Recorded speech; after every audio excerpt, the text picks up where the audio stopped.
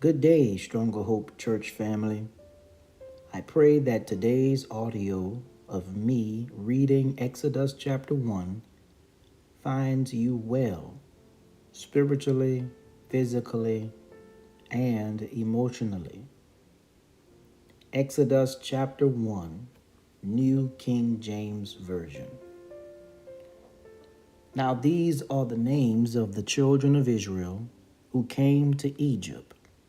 Each man and his household came with Jacob: Reuben, Simeon, Levi, and Judah; Issachar, Zebulun, and Benjamin; Dan, Naphtali, Gad, and Asher.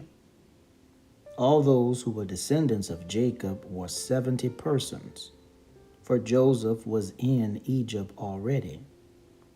And Joseph died, all his brothers, and all that generation. But the children of Israel were fruitful and increased abundantly, multiplied and grew exceedingly mighty, and the land was filled with them. Now there arose a new king over Egypt who did not know Joseph. And he said to his people, "Look, the people of the children of Israel are more and mightier than we. Come, let us deal shrewdly with them, lest they multiply." And it happened in the event of war that they also join our enemies and fight against us, and so go up out of the land. Therefore they set taskmasters over them to afflict them with their burdens. And they built for Pharaoh supply cities, Pithom and Ramses. But the more they afflicted them, the more they multiplied and grew. And they were in dread of the children of Israel.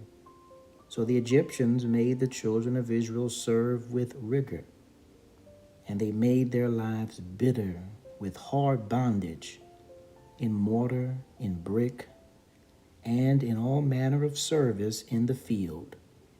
All their service in which they made them serve was with rigor. Then the king of Egypt spoke to the Hebrew midwives, of whom the name of one was Shiphrah and the name of the other Puah. And he said, "When you do the duties of a midwife for the Hebrew women, and see them on the birth stools, if it is a son, then you shall kill him. But if it is a daughter, then she shall live."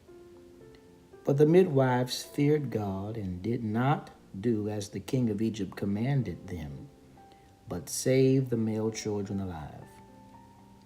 So the king of Egypt called for the midwives and said to them, "Why have you done this thing and saved the male children alive?" And the midwives said to Pharaoh, "Because the Hebrew women are not like the Egyptian women, for they are lively and give birth before the midwives come to them."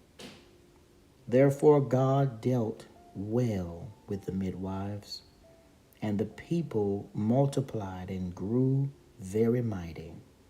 And so it was, because the midwives feared God, that he provided households for them.